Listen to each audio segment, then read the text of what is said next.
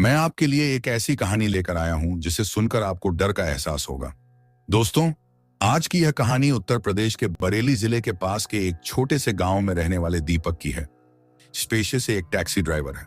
तो चलिए दोस्तों, ज्यादा समय बर्बाद न करते हुए इस कहानी को हम दीपक के नजरिए से ही सुनते हैं। लेकिन उससे पहले आप हमारे इस चैनल को सब्सक्राइब कर लें, जिससे हमारे और आपके संबंध मजबूत हो सकें। नमस्कार साथियों, मेरा नाम दीपक है। मैं पिछले 10 साल से एक टैक्सी ड्राइवर हूँ। उम्र 35 साल है और मैं उत्तर प्रदेश के बरेली जिले के एक छोटे से गांव में रहता हूँ। मैं शहर में काम करता हूँ, लेकिन मेरा परिवार गांव में रहता है। गांव में मेरा एक छोटा सा घर है जो बहुत ही साधारण है, मिट्टी की दीवारों और खपरेल की छत वाला। घर के सामने एक छोटा सा आंगन है जहां मेरी माँ कुछ सब्जियां उगाती हैं। मेरे परिवार में मेरी माँ, मेरी पत्नी गीता और मेरे 2 बच्चे हैं। एक बेटा जिसका नाम अमित है और वह 10 साल का है, और एक बेटी जिसका नाम पूजा है और वह 7 साल की है।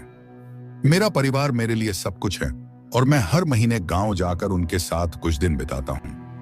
अब मैं आपको वह घटना बताता हूं जो मेरे साथ घटी थी।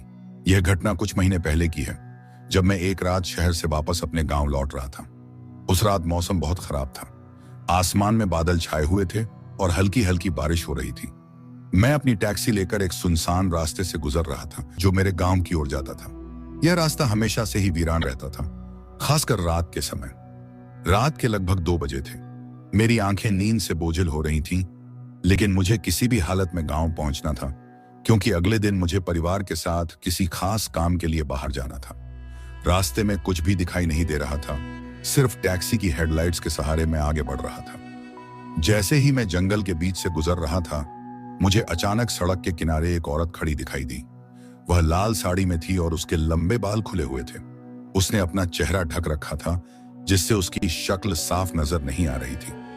पहली नजर में मुझे लगा कि वह शायद कोई यात्री है जो रात को कहीं जाने के लिए इंतजार कर रही है। मैंने गाड़ी रोकी और उसे अंदर बैठने का इशारा किया। वह बिना कुछ बोले धीरे धीरे गाड़ी के पास आई और पिछली सीट पर बैठ गई। जैसे ही वह अंदर बैठी, एक ठंडी हवा का झोंका मेरी तरफ आया और मेरे शरीर में एक अजीब सी सिहरन दौड़ गई। मैंने उससे पूछा, कहाँ जाना है आपको? लेकिन उसने कोई जवाब नहीं दिया। उसकी चुप्पी मुझे और भी ज्यादा डराने लगी। मैंने गाड़ी चलानी शुरू की, लेकिन अब मुझे रास्ता ज्यादा लंबा और सुनसान लगने लगा। चारों तरफ अंधेरा और घना जंगल था। थोड़ी देर बाद मुझे ऐसा महसूस होने लगा कि गाड़ी के अंदर का तापमान अचानक से गिरने लगा है। मेरे हाथ पांव ठंड से सुन्न होने लगे थे। उस औरत ने अब भी कुछ नहीं कहा, लेकिन मुझे उसकी मौजूदगी बहुत भारी लगने लगी थी। मेरी धड़कनें तेज हो गईं। मैंने फिर से उससे पूछा, आप कहाँ उतरेंगी? इस बार उसने धीरे से अपना चेहरा उठाया और मेरी तरफ देखा। उसकी आंखें बिल्कुल काली थीं और उसकी शक्ल ऐसी थी जैसे किसी मरे हुए इंसान की हो। मेरे शरीर में जैसे जान ही नहीं बची। डर के मारे मेरी हड्डियां कांपने लगी। मैं समझ गया था कि यह कोई आम इंसान नहीं है।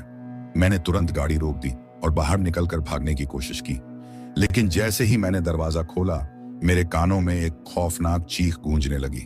मैं बुरी तरह से कांप रहा था और मेरे पैर जमीन पर जम गए थे। मैं हिल भी नहीं पा रहा था।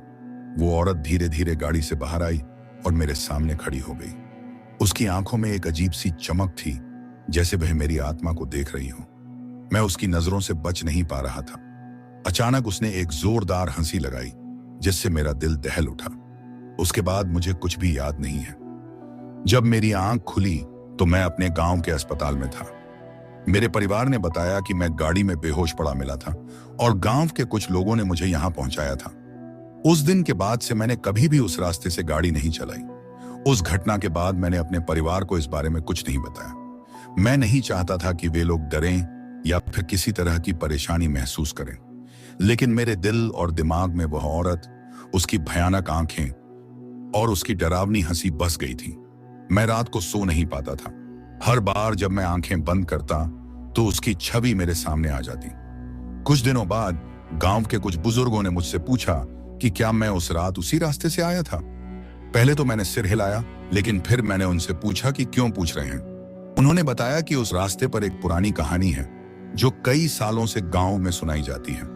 कहते हैं कि कई साल पहले उसी रास्ते पर एक हादसा हुआ था। एक नई नवेली दुल्हन जिसकी शादी के कुछ ही दिन हुए थे, अपने पति के साथ कहीं जा रही थी। उनकी गाड़ी उसी जंगल के पास दुर्घटनाग्रस्त हो गई थी। उस हादसे में दुल्हन की तुरंत मौत हो गई, लेकिन उसका शव कभी नहीं मिला। उसके बाद से उस रास्ते पर लोगों ने एक लाल साड़ी पहने हुए औरत को देखा है, जो रात को अकेले खड़ी रहती है। जिन लोगों ने उसे अपनी गाड़ी में बिठाया, वे या तो कभी लौट कर नहीं आए या फिर पागल हो गए। यह सुनकर मेरी धड़कनें तेज हो गईं। मुझे यकीन हो गया कि मैंने उसी आत्मा को देखा था। लेकिन फिर जो बुजुर्ग ने कहा, उसने मेरी चिंता और बढ़ा दी। उन्होंने बताया कि जो भी उस आत्मा से मिलता है, वह उसे चैन से जीने नहीं देती।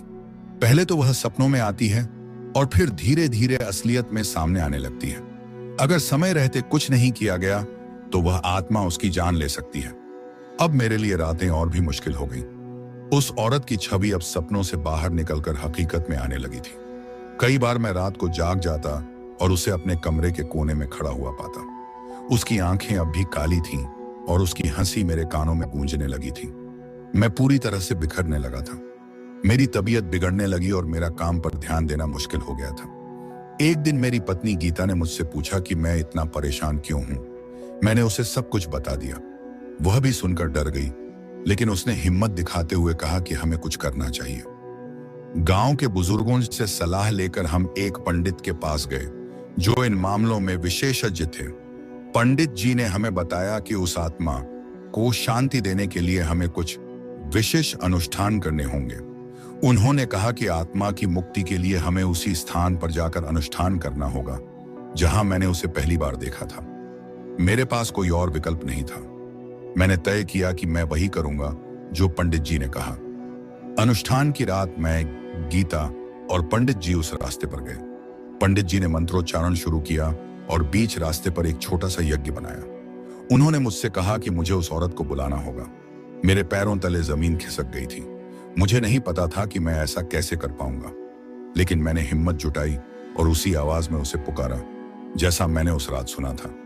कुछ देर तक कुछ नहीं हुआ, लेकिन अचानक वही ठंडी हवा का झोंका आया और उसकी छवि धीरे धीरे मेरे सामने उभरने लगी। वह औरत अब मेरे सामने खड़ी थी, बिल्कुल वैसे ही जैसे मैंने उसे पहली बार देखा था, लेकिन इस बार उसकी आंखों में दर्द और वेदना का भाव था। पंडित जी ने तेजी से मंत्र पढ़े और उसकी शांति के लिए प्रार्थना की। कुछ समय बाद वह औरत धीरे धीरे धुंध में बदल गई और गायब हो गई। जैसे ही वह गायब हुई, मेरे अंदर एक अजीब सी शांति महसूस हुई। पंडित जी ने बताया कि उसकी आत्मा को शांति मिल गई है और अब वह मुझे कभी परेशान नहीं करेगी। दोस्तों, इस घटना ने मेरी जिंदगी बदल दी। मैं अब भी टैक्सी ड्राइवर हूं, लेकिन उस घटना के बाद मेरी नजरें हर रात आकाश की तरफ उठ जाती हैं, यह सोचते हुए कि कहीं वह औरत अब भी मेरी तरफ देख रही हो। लेकिन अब मैं निडर होकर कह सकता हूं कि मैंने उस आत्मा को शांति दी और उसके दर्द का अंत किया। अगर आपको यह कहानी पसंद आई, इसे लाइक करें और हमारे चैनल को सब्सक्राइब करना न भूलें।